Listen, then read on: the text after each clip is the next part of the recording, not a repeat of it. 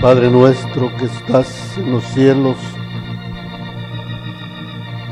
gracias por guardarnos. También, Señor, gracias por guardar a este país de todas las desgracias que nos han rodeado, Señor. Oramos por los pueblos de Centroamérica que han sido azotados gravemente. Con toda seguridad, Señor, entre los damnificados hay pueblo tuyo, Señor. Padre, y tú has querido protegernos aún de las pandemias, Padre. Los números en el otro continente son escalofriantes, Padre. Hay días que se han sobrepasado los 600,000 casos diarios. Y aquí, Señor, se ha mantenido en niveles estables por tu pura misericordia. Padre, el mundo entero está pasando por momentos difíciles.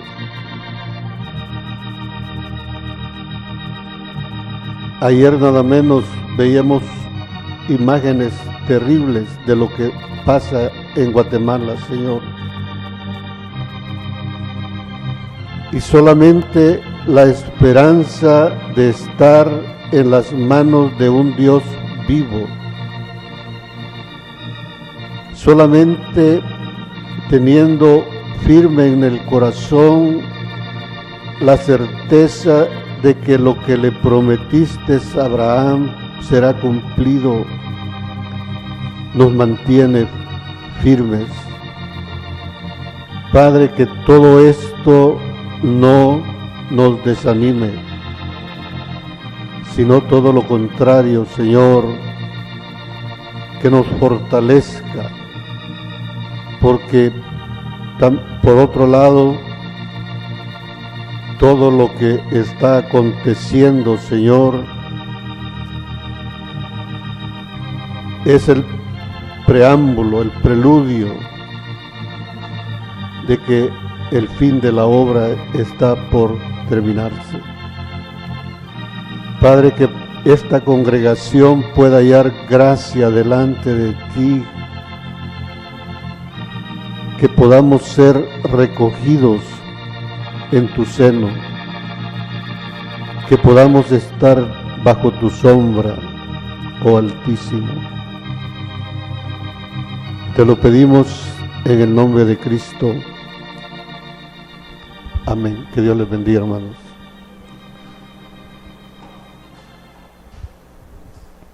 Estamos estudiando las revelaciones que Dios nos da desde el principio en su palabra. Debemos de entender que esas revelaciones no son completas, no son dadas de una sola vez, sino que son los principios. O sea, no creamos que ya eso es todo. Pablo le llama los rudimentos de las doctrinas de Cristo. Eso es lo que estamos viendo ahorita, los rudimentos. Ya vimos un par de esos rudimentos en las meditaciones anteriores. Hoy lo que estamos estudiando es una revelación que encontramos en Génesis 2 y 3. Solo se los leo porque ya la conocemos. Y bendijo Dios al día séptimo y lo santificó, porque en él reposó de toda la obra que había hecho en la creación.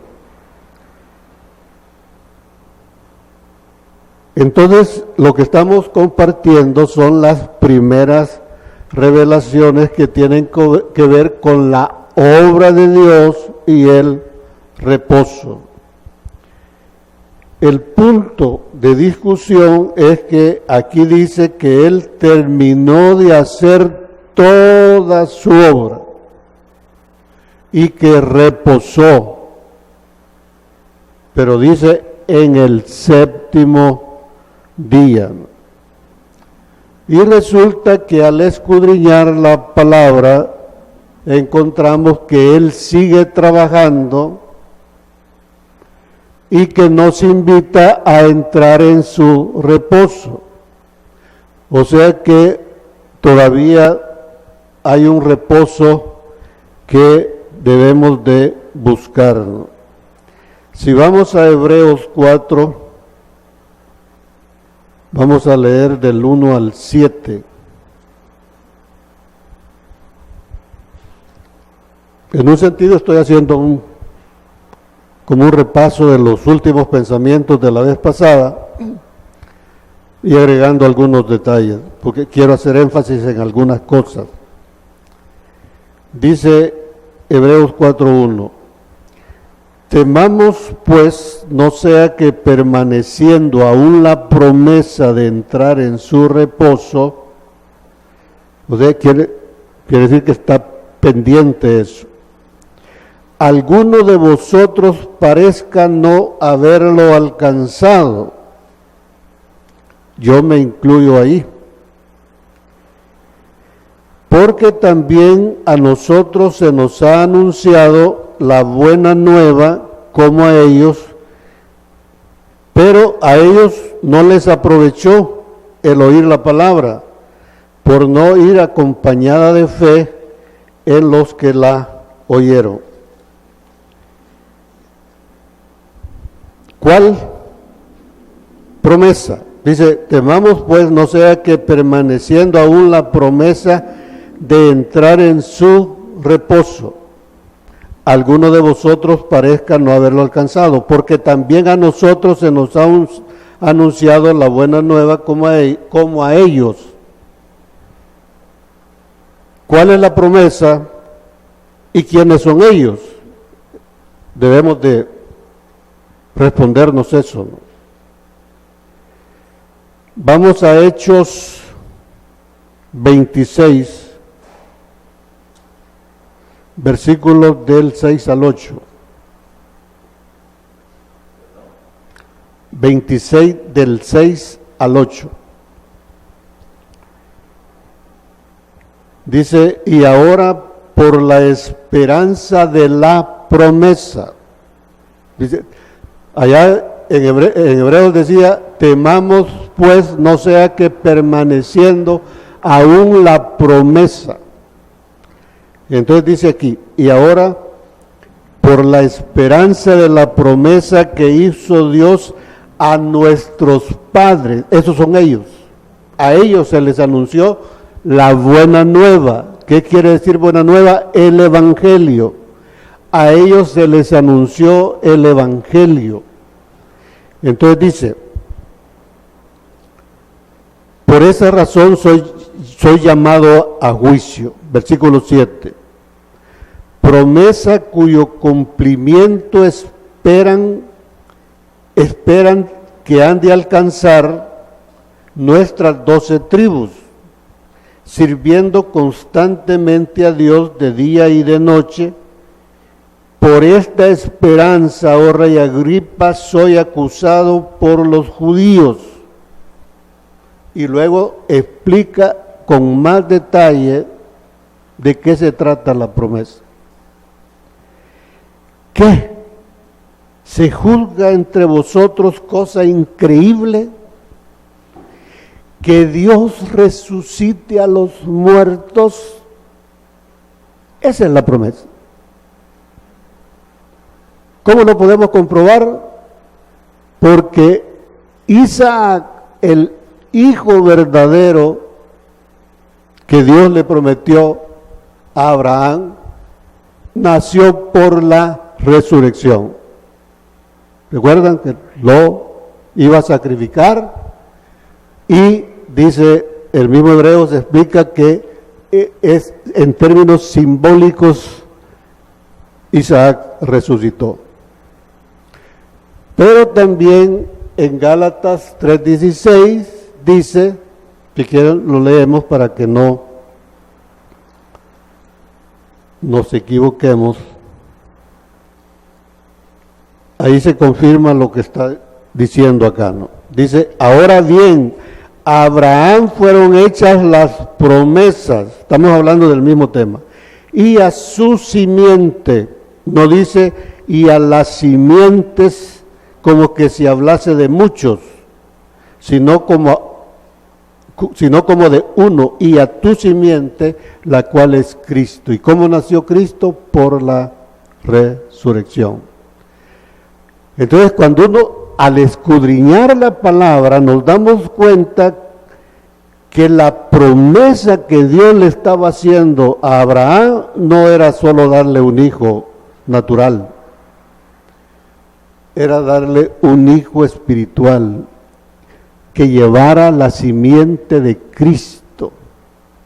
Y esa simiente vino a Jesús, y Jesús dio a luz esa vida por la resurrección. Y ahí dice aquí Gálatas 3:16 que el Padre le está cumpliendo a Abraham la promesa.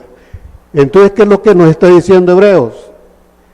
Temamos pues, porque la promesa sigue vigente. ¿Cuál es la promesa? Que Dios puede resucitarnos a nosotros. Eso es la promesa, ¿no? Pero dice que a ellos no les aprovechó. Si vamos otra vez a Hebreos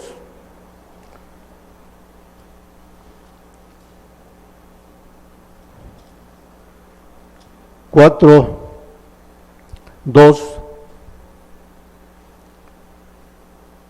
al final dice, pero no les aprovechó el oír la palabra por no ir acompañada de fe en los que la oyeron. ¿Cuál es el problema? Que no creyeron. En el versículo 3 dice, pero los que hemos creído, si ustedes leen ahí en Hebreos, en el 3:19, vemos que aquellos a quienes les fue anunciado la promesa no pudieron entrar a causa de incredulidad. Pero ahora el Señor nos está diciendo a nosotros que se puede entrar si creemos. ¿Qué es lo que tenemos que creer? Es que Dios resucita de entre los muertos a sus hijos. Entonces dice, pero los que hemos creído entramos en el reposo de la manera que dijo, por tanto, juré en mi ira,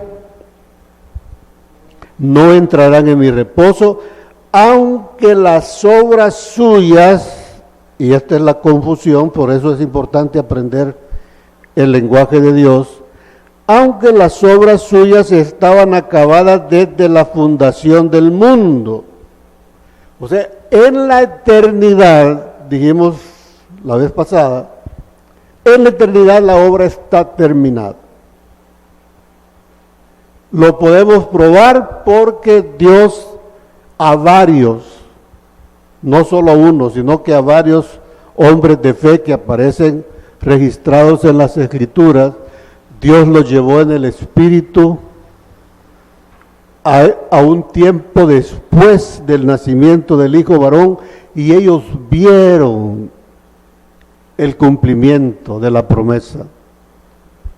A varios, Daniel, Ezequiel, Pablo, Juan, digamos Juan con da incluso todavía más detalles. Ellos vieron que la obra estaba terminada, o sea, en la eternidad ya está terminada.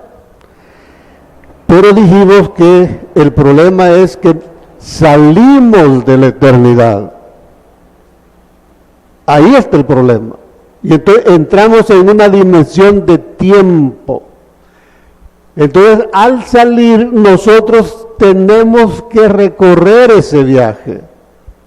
¿Y qué es lo que necesitamos? Creer, porque dice ahí, los que hemos creído entramos. Pero ¿qué es lo que vamos a creer? Que Dios puede resucitarnos.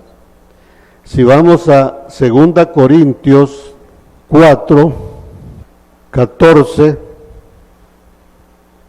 dice, sabiendo que el que resucitó al Señor Jesús, a nosotros también nos resucitará con Jesús y nos presentará juntamente con vosotros.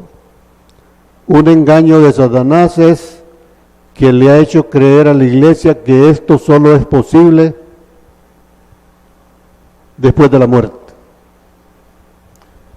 Y la palabra que Dios usa es resucitar de entre los muertos. O sea, mientras estamos vivos, Él puede estarnos resucitando. Entonces lo que necesitamos es creer. Eso significa tener fe. Y para creer, y esto es lo que quiero hacer énfasis, para creer necesitamos oír su voz. La fe viene por el oír. Para creer necesitamos oír su voz. Entonces, fíjense, si vamos al Salmo 95, versículo 11,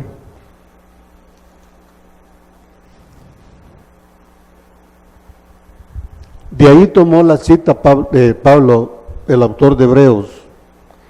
Dice, por tanto juré en mi furor que no entrarían en mi reposo. En Hebreos 4, en el versículo 7, dice, otra vez,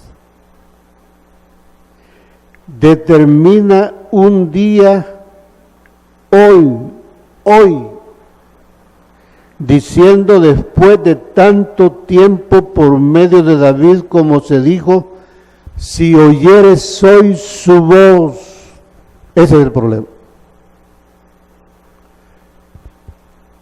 Eva no quiso oír la voz de Dios y prefirió escuchar la voz del enemigo.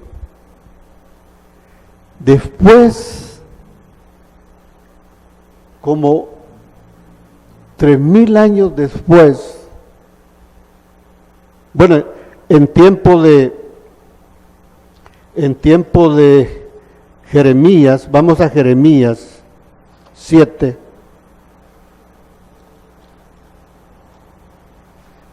para que vean lo serio que es esto.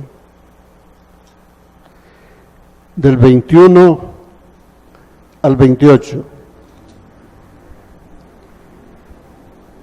Así ha dicho Jehová de los ejércitos, Dios de Israel: añadid vosotros vuestros holocaustos sobre vuestros sacrificios y comed la carne. Porque no hablé yo con vuestros padres, ni nada les mandé acerca de holocaustos y de víctimas el día que los saqué de la tierra de Egipto. Mas esto les mandé, diciendo: escuchad mi voz, y seré a vosotros por Dios, y vosotros me seréis por pueblo, y andad en todo camino que os mande para que os vaya bien. Y no oyeron ni inclinaron su oído, antes caminaron en sus propios consejos. Hermanos, seamos claros, si no oímos la voz de Dios, no queda otra cosa más que caminar según lo que a nosotros nos parece. Si no estamos escuchando la voz de Dios, vamos a hacer lo que a nosotros creemos que Dios nos está diciendo. Y no tiene nada que ver con eso. Andad en todo camino que os mande para que os vaya bien, y no oyeron ni inclinaron su oído, antes caminaron en sus propios consejos, en la dureza de su corazón malvado, y fueron hacia atrás y no hacia adelante.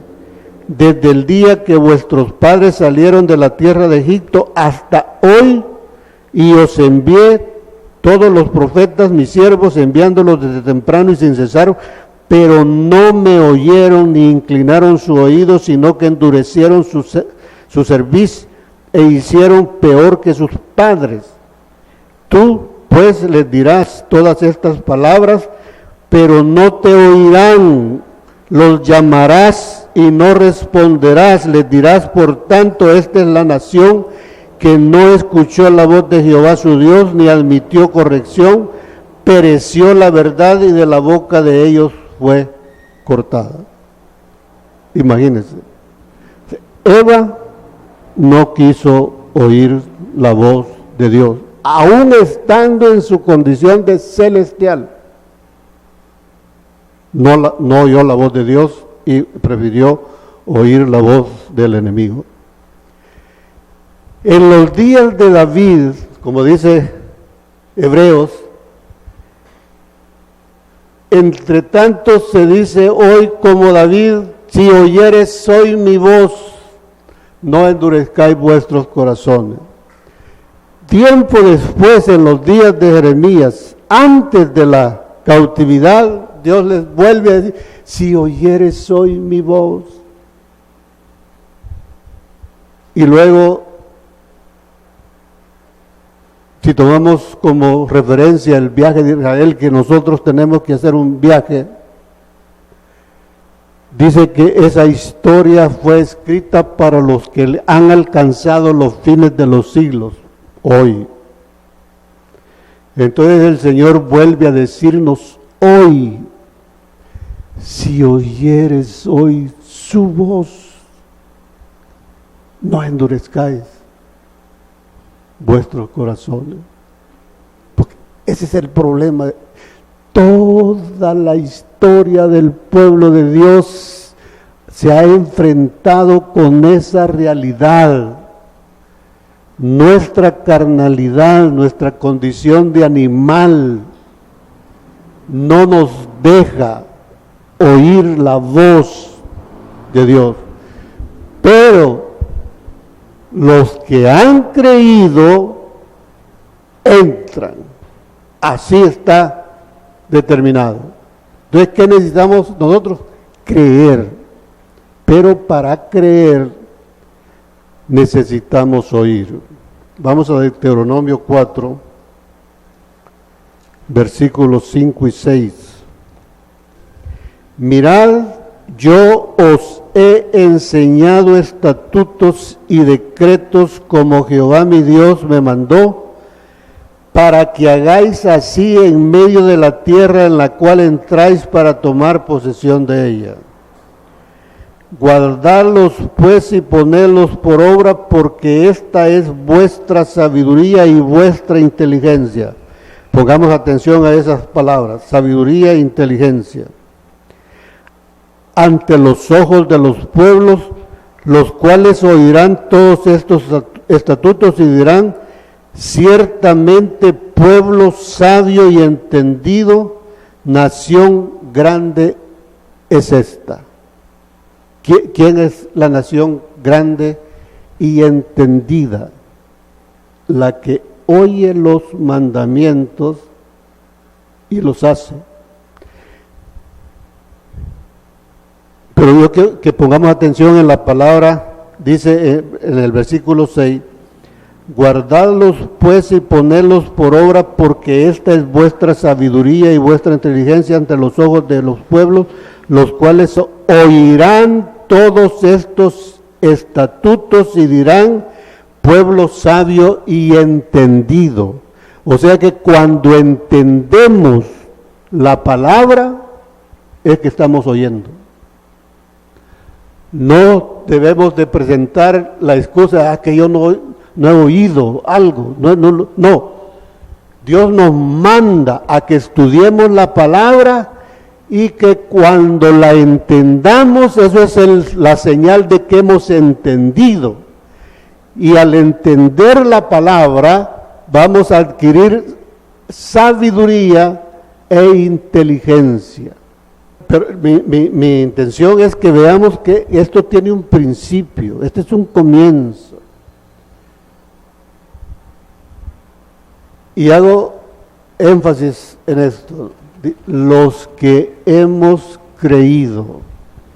Siempre en todo en la historia del pueblo de Dios, la inmensa mayoría endurece el corazón y no quiere oír, pero siempre hay un remanente. Les he dicho que mi oración a Dios es que todos, este es un grupo pequeño y que puede entender, o sea, escuche el mensaje más directamente que si hubieran 5,000 personas aquí. Lo oyen, pero falta creerlo. Y solamente hasta que creemos tomamos la decisión de ponerlo por obra. Es que, amados hermanos, tomemos en serio esto. Ahora quiero pasar al otro punto. Hemos estado hablando del reposo. Para entrar al reposo de Dios necesitamos creer. Hoy quiero tocar lo que tiene que ver con la obra, ¿no? Dijimos la vez pasada que todo los que saben de administración, aunque sea un poco, los que tienen conocimiento de eso, saben que cuando usted quiere desarrollar un proyecto, lo primero que determina es un objetivo. Le pueden llamar objetivo general. Y de ese objetivo general se desprenden objetivos chiquitos, metas pequeñas. Y entonces, pero cada meta cada meta pequeña va en función del objetivo general. Todo lo que se haga aquí en las metas pequeñas se va sumando y se va sumando para que al final se obtenga el objetivo general. Entonces, en la Biblia, del capítulo 1, de Génesis 1:1 hasta Génesis 2:3, tenemos el objetivo general de Dios. Ahí se nos muestra qué es lo que Él quiere hacer, y Él lo que quiere hacer es un hijo varón. Porque de ese hijo varón quiere sacar una descendencia digna. Una descendencia, si ese hijo varón es hecho a su imagen y semejanza, toda la descendencia va a ser hecha a su imagen y semejanza.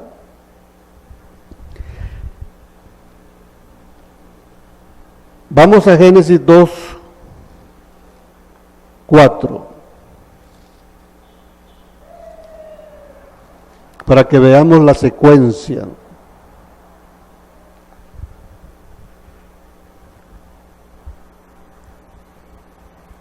En el 3, ahí se termina, en el capítulo 2, versículo 3, se termina de explicar su objetivo general.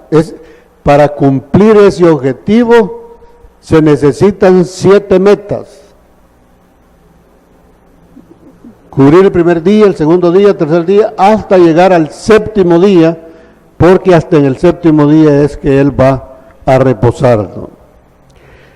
Entonces, en el versículo 4, si ustedes se fijan, dice, estos son los orígenes. Yo no sé en qué estaba pensando el que le puso números a la Biblia para quitar los versículos anteriores del capítulo 1. O sea, el capítulo 1 debería terminar en Génesis 2:3. Y el capítulo 2 debería de comenzar en el 2:4. Ahí dice, estos son los comienzos, los rudimentos de la doctrina de Cristo. Dice, estos son los orígenes de los cielos y de la tierra cuando fueron creados. O sea, ¿qué es lo que está haciendo? Explicando Génesis 1:1. Ya nos dio el objetivo general, ahora va a comenzar a desarrollar cómo es que se logra esos objetivos, ese objetivo. Dice, estos son los orígenes de los cielos y de la tierra cuando fueron creados el día que Jehová Dios hizo la tierra y los cielos. Y toda planta del campo antes que fuese en la tierra. Y toda planta del campo. Ese es el tercer día, cuando salen las plantas. Antes que naciera, porque Jehová Dios aún no había hecho llover sobre la tierra, ni había hombre para que labrase la tierra, sino que subía de la tierra un vapor, el cual regaba toda la faz de la tierra. Ese dato no está en Génesis 1. O sea, en Génesis 1 no nos explica cómo es que surgen las plantas. Y aquí nos está diciendo que para que las plantas surgieran, había un vapor de agua que le daba, de ahí tomaban el agua que necesitaban para que las plantas, la tierra pudiera producir sus plantas. Y llegamos al meollo del asunto. Aquí comienza a explicar Dios, comienza a explicar lo que quería hacer en Génesis 1:26. En Génesis 1:26 dice, hagamos al hombre a nuestra imagen y semejanza. Ahí está manifestando su intención, cuál es su objetivo. Pero ahora en Génesis 2:7 ya nos explica cómo es que va a hacer eso. Entonces Jehová Dios formó al hombre del polvo de la tierra. Por eso es que se dice que el hombre es terrenal. Formó al hombre del polvo de la tierra y sopló en su nariz aliento de vida y fue el hombre un ser viviente. Quiero pedirles que escudriñemos esa palabrita. Así se estudia la Biblia. No solo es cuestión de leer. Entonces, si solo lee, insisto, no va a aprovechar nada. Hay que escudriñar, significa sacar las cosas que están ocultas dentro de la palabra de Dios, ¿no? Dice ahí que sopló. Entonces, cuando usted va al diccionario y ve los significados de esa palabra, entonces la palabra, hemos dicho, es neshama. Ese aliento es neshama. Pero como fue un soplo, entonces se traduce como viento. Y si hay viento, también se traduce como aire. Todos esos significados están ahí. Y si es aire, es espíritu. Así dice la Escritura. Igual que en el Nuevo Testamento, ahí la palabra equivalente, aunque no es la misma de neshama, pero es similar, es neuma.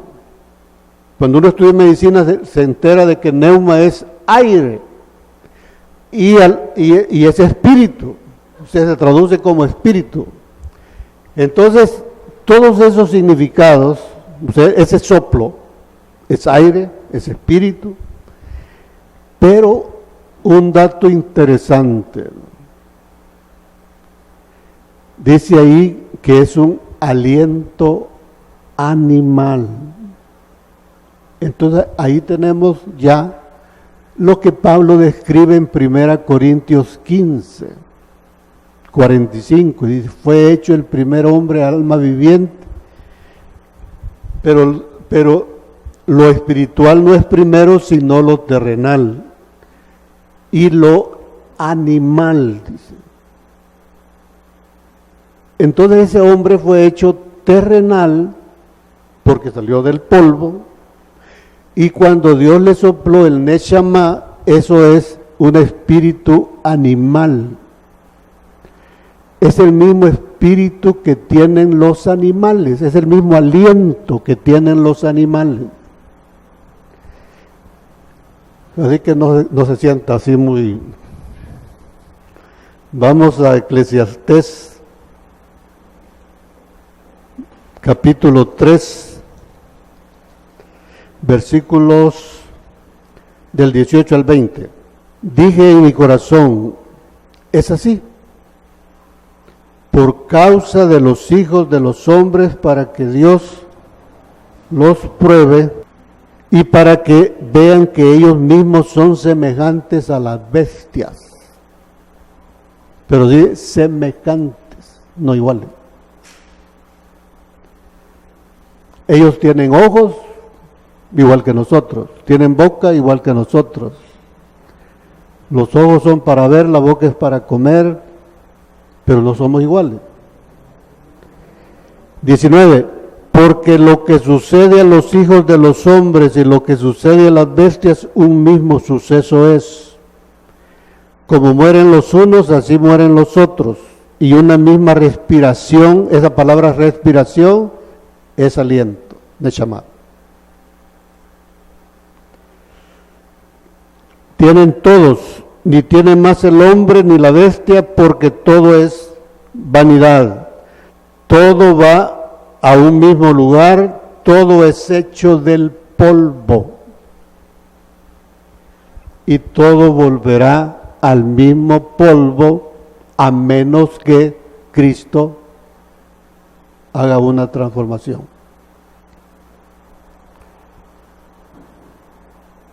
Entonces, cuando Dios formó al hombre del polvo de la tierra y sopló ese aliento, él solo estaba comenzando a hacer su obra. No es que ya lo había hecho a su imagen y semejanza. Ese era el propósito general. O sea, Dios lo que quiere es hacer que sus hijos tengan su imagen, sean hechos a su imagen y semejanza. Pero aquí lo que tenemos es que está describiéndonos la primera parte del objetivo general. Es una meta pequeña. Estudiando esa palabra, aliento, encontramos que en este caso es para dar vida al barro. Pero si vamos a Job, capítulo 34, versículos 14 y 15, dice, si él pusiese sobre el hombre su corazón, o sea, si Dios pusiese sobre el hombre su corazón, el corazón de Dios, y recogiese así su espíritu y su aliento, esa palabra aliento es Neshama, toda carne perecería juntamente y el hombre volvería al polvo. O sea, el hombre es polvo y viene Dios y sopla en él aliento de vida. Y entonces el polvo cobra vida. Pero si Dios por alguna razón tomara la decisión de quitarle eso, ¿qué va a pasar? regresa al polvo. Si él se enoja con alguien, ese aliento, en lugar de producir vida, puede producir muerte. Y el hombre estaría volviendo al polvo.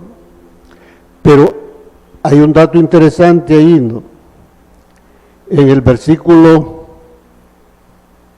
14. Y recogiere así su espíritu y su aliento. La palabra espíritu en el hebreo es ruaj, y aliento es neshama. Son dos cosas diferentes. Las dos palabras se pueden traducir como espíritu, pero ruaj es más apropiada para espíritu. El otro es aliento. Ese espíritu es el espíritu humano. Porque cuando la Biblia se refiere al Espíritu Santo, si estamos hablando del Antiguo Testamento, va a ser Ruach Kodesh, Espíritu Santo. Kodesh es santo. Aquí solo es Ruach. Termino con esto. Vamos a Génesis 7:22.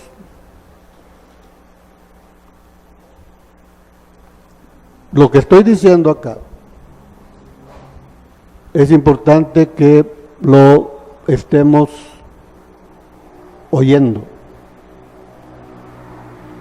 En ese afán, que sea un afán en cada uno de nosotros, tratar de oír su voz. Lo oímos, pero vayamos a la Escritura, para que sea el Espíritu el que hable, porque la Biblia es inspirada por el Espíritu Santo. Sí, después del diluvio. Todo lo que tenía aliento de espíritu, de vida en sus narices, todo lo que había en la tierra murió. Otra vez. Dice, todo lo que tenía aliento, ustedes van al diccionario, neshama. Pero dice, aliento de espíritu. Entonces aquí tenemos una revelación más. Dijimos que allá es el comienzo, pero cuando escudriñamos vamos dándonos cuenta de otros detalles. Busqué otras versiones y se repite, es aliento de espíritu. ¿Qué quiere decir eso? Que cuando Dios sopló en el muñeco de barro, no solo sopló el aliento de vida, no solo sopló el neshama, le sopló el espíritu humano. Pero el aliento es parte del espíritu. Ahí dicen, aliento de espíritu, neshama de ruaj. O sea, el muñeco que fue hecho Adán, el primer hombre, lo que en realidad recibió fue el espíritu humano, el ruaj. Y como parte de ese espíritu está el aliento de vida. ¿Por qué dos cosas? Porque cada uno tiene funciones diferentes. El aliento, como dice ahí, el aliento es para que el muñeco de barro tuviera vida. Pero el espíritu es para que esa alma, ese hombre, pudiera relacionarse con Dios, ¿no? Vamos a Romanos 8:16. Dice, el Espíritu, hablando del Espíritu Santo, está en mayúscula, el Espíritu mismo da testimonio a nuestro espíritu. Es como que si en hebreo pudiéramos estar diciendo, el Ruach Kodesh da testimonio a mi Ruach. El Espíritu Santo le da testimonio a mi espíritu. Esa era la función que tenía el Espíritu. El Espíritu le permitía a Adán ver a Dios, hablar con Él, estar en una relación directa con Dios. Entonces, cuando, como dice Job, si le quita el ruaj y si le quita el aliento, esa persona vuelve al polvo. Ya aplicando eso a nosotros, es como que estamos hablando de una persona inconversa. Una persona inconversa tiene el espíritu, el ruach lo tiene muerto y el aliento de vida está muerto. Y su destino es el infierno. Entonces el próximo domingo vamos a ver qué sucede cuando recibimos a Cristo. Entonces, todo lo que la Biblia dice es cuestión de lógica. Lo que necesitamos es entender los principios, los rudimentos. Cuando entendemos eso, es bien fácil entender la obra de Dios, lo que Dios quiere hacer. O sea, Dios, al recibir al Señor, esas dos cosas cobran vida. Ese polvo, o sea, hombres sin el ruaj, o sea, no es que están muertos así en el sentido literal que conocemos nosotros, sino que un inconverso es una persona viva, ¿no? Pero su espíritu y su aliento están muertos.